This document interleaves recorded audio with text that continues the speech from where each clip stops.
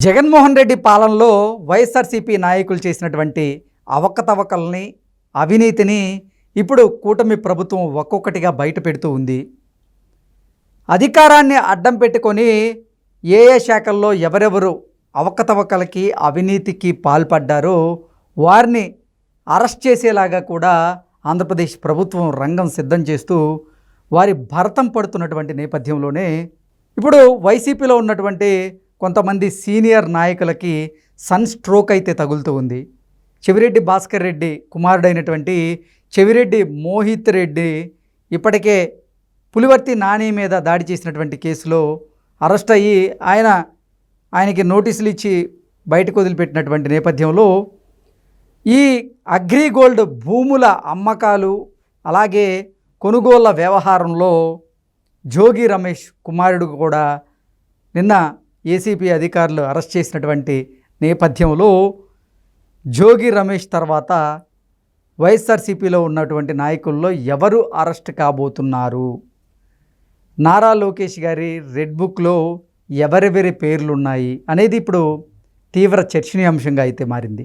ఈ నేపథ్యంలోనే అసలు ఆంధ్రప్రదేశ్లో ఉన్నటువంటి వైఎస్ఆర్సీపీ నాయకుల్లో ఎవరు నెక్స్ట్ అరెస్ట్ అయ్యే అవకాశం ఉంది అనే దాని మీద మనం విశ్లేషణ చేసుకునేటువంటి ప్రయత్నం చేద్దాం. ప్రస్తుతం మనతో పాటు ఉన్నారు ప్రముఖ రాజకీయ విశ్లేషకులు, ప్రముఖ సీనియర్ జర్నలిస్ట్ దుర్గా వడ్లమణి గారు. వారితో మాట్లాడదాం.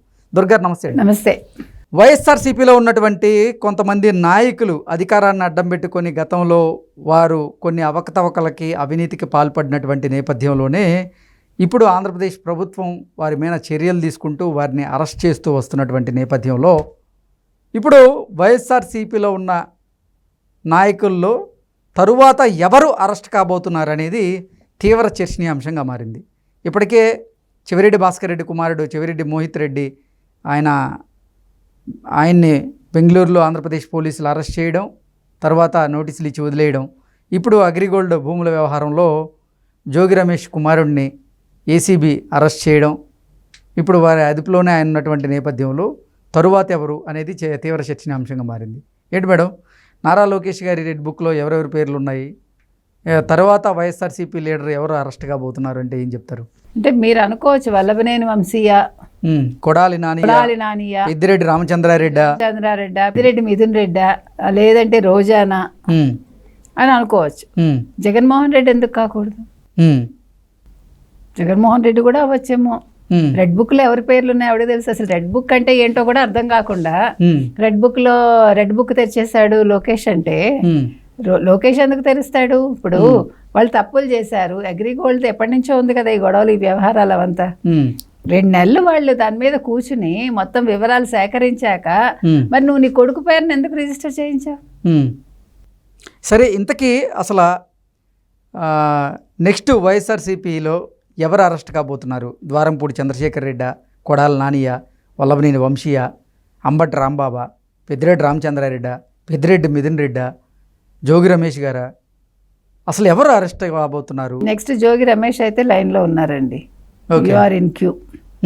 మిగతా వాళ్ళలో నెక్స్ట్ వస్తే పెద్దిరెడ్డి వస్తారు, తర్వాత కొడాలి నాని వస్తారు, ఇట్లా లిస్ట్ వస్తుంది.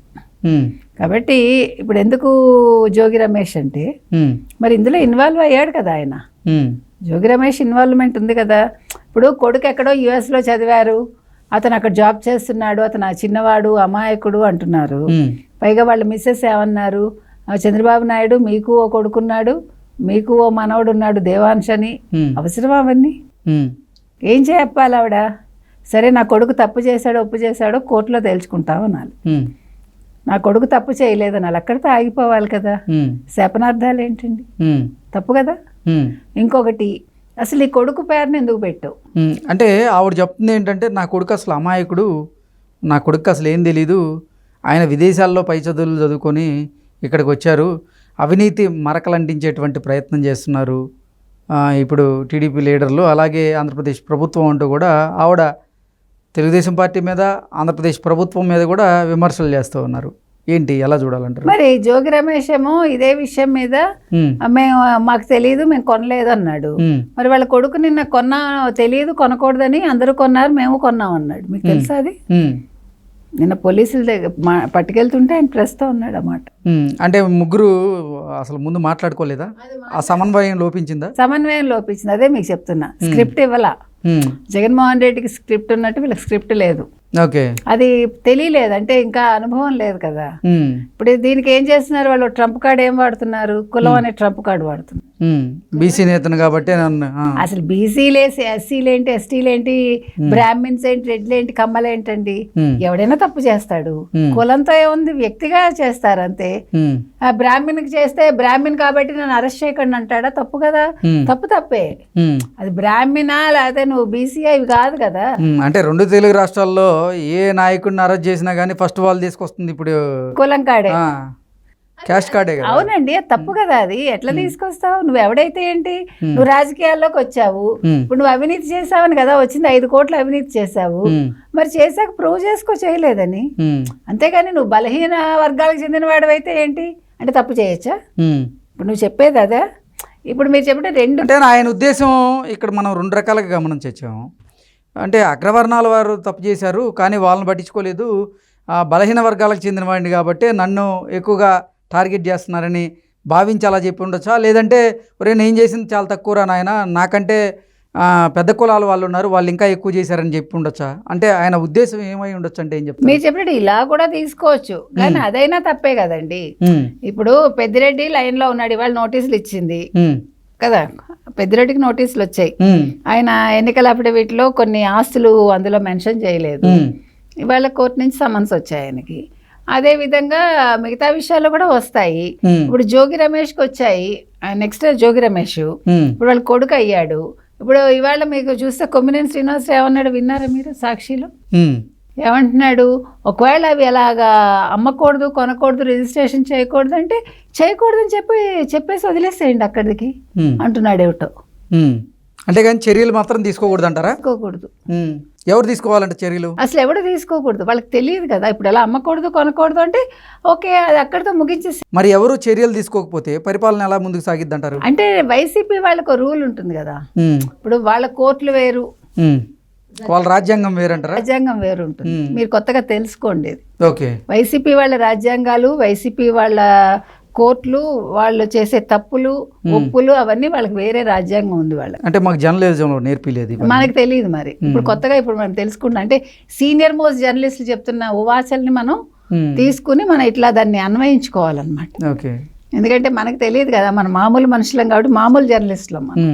అంటే ఉన్నట్టు మాట్లాడేవాళ్ళం అంతే, మనకి ఇవన్నీ తెలియదు. ఇవాళ కొత్త విషయాలు వైసీపీ ద్వారా, వైసీపీకి చెందిన ఛానల్స్ ద్వారా, వైసీపీని కొమ్ము కాసే జర్నలిస్టుల ద్వారా మనం తెలుసుకుంటున్నాం. కాబట్టి ఇవాళ జోగి రమేష్ నెక్స్ట్ ఉన్నాడండి. దానికి జోగి రమేష్ ఏమంటున్నాడు? ఆ రోజు నేను ఎందుకు వాళ్ళ ఇంటి మీద దాడి చేశానో తెలుసా? మనుషులను తీసుకెళ్ళి బూతులు మాట్లాడారు తెలుగుదేశం వాళ్ళు, అందుకని వెళ్ళాను అంటున్నాడు. అసలు బూతులు మాట్లాడటం అది వైసీపీ దాడి చేసినట్లు ఒప్పుకున్నాడు.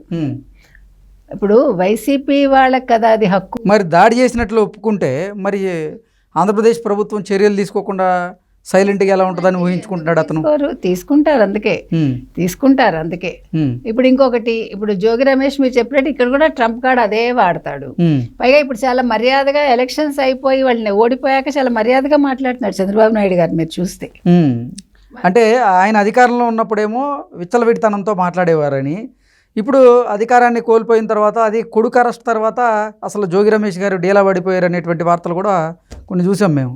ఏంటి వార్తలు, వాటిలో నిజం ఉందంటారా? ఉంటుంది కదండి, సహజం కదా. ఎంతైనా ఇప్పుడు ఎవరి పిల్లలు వాళ్ళకి ఎక్కువ, అది మనం కాదని అనం.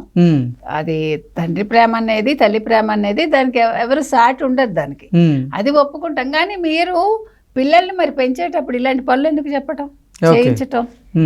ఒకవేళ అతను చేసినా మీరు తప్పని చెప్పాలి, దాన్ని వెంటనే మీరు కాదు అన్న రిజిస్ట్రేషన్ క్యాన్సిల్ చేస్తుంటే ఈ గొడవ ఉండేది కాదుగా. ఓకే, ఇప్పుడు మీకు విషయం తెలిసాక ఒకవేళ అతను చేశాడు, లేదు మీరు చేయించారు, ఆ పిల్లాడి పేరుని ఎందుకు చేయించారు? మీరు చేయిస్తే, లేదా ఆ పిల్లాడు చేసుకున్నాడు, వెంటనే మీరు ఏం చేయాలి? మీరు చెప్పినట్లుగా జోగి రమేష్ గారి కుమారుడు ఆయన తెలియనితనంతో తెలిసి తెలియక ఏదైనా తప్పు చేస్తూ ఉంటే మరి తండ్రిగా సమర్థించాల్సినటువంటి మీరు ఆపించాల్సిన బాధ్యత మీ మీదే ఉంది. అది నేను అనేది, ఆ రోజు ఆ పని చేస్తుంటే ఈ రోజు రాదుగా తోటకూర నాడే చెప్పకపోయావా కొడక అని అంటాడు చూడు ఆ సామెత, అట్లా ఉంది ఇది. ఓకే. ఇప్పుడు కొడుకు దొంగతనం చేసినప్పుడు ఫస్ట్ టైం తోటకూర తీసుకొచ్చినప్పుడు తల్లి ఒప్పుకుంది. వాడు గజ దొంగ అయ్యాడు, వాడు ఉరిశిక్ష పడింది. పడితే వాడు పిలిచాడు, అమ్మ నీకేంటి చివరి కోరికంటే మా అమ్మని పిలవండి అన్నాడు. తల్లి వస్తే చెవి కొరికాడు, గట్టిగా కొరికేశాడు. ఏంటి నాయన ఇది అంటే అప్పుడు అంటాడు, అమ్మ నేను తోటకూర తెచ్చిన రోజు నువ్వు నన్ను ఆ దొంగతనం చేసిన రోజు అయ్యో ఈ పని చేయకూడదని చెప్పుంటే ఈ రోజు నేను ఉరికంబం ఎక్కువ ఉన్నాను కదా అన్నాడు. అలాగా ఇది వర్తిస్తుంది ఇవాళ. ఓకే. ఎందుకంటే ఈయన ఒకవేళ పిల్లాడు తెలియక తప్పు చేస్తే ఈయన దాన్ని సమర్థించకూడదు. అలా తప్పునైనా మందలించాలి. ఆ రివర్స్ రిజిస్ట్రేషన్ ఏది ఉందో అది డబుల్ రిజిస్ట్రేషన్ అయింది. అది అవన్నీ క్యాన్సిల్ చేయించి ఉండొచ్చు కదా. 5 కోట్లు మీకు అవసరమా? పిల్లాడు ముఖ్యమా, 5 కోట్లు ముఖ్యమా? ప్లస్ ఇంకోటి, ఆ రోజు ఆయన చంద్రబాబు నాయుడు మీద దాడి చేయటం వల్లే 2వ సారి మంత్రి పదవి వచ్చింది. అది కూడా అందరికీ తెలుసు. ఓకే. ఓకే అండి, థ్యాంక్ యూ సో మచ్.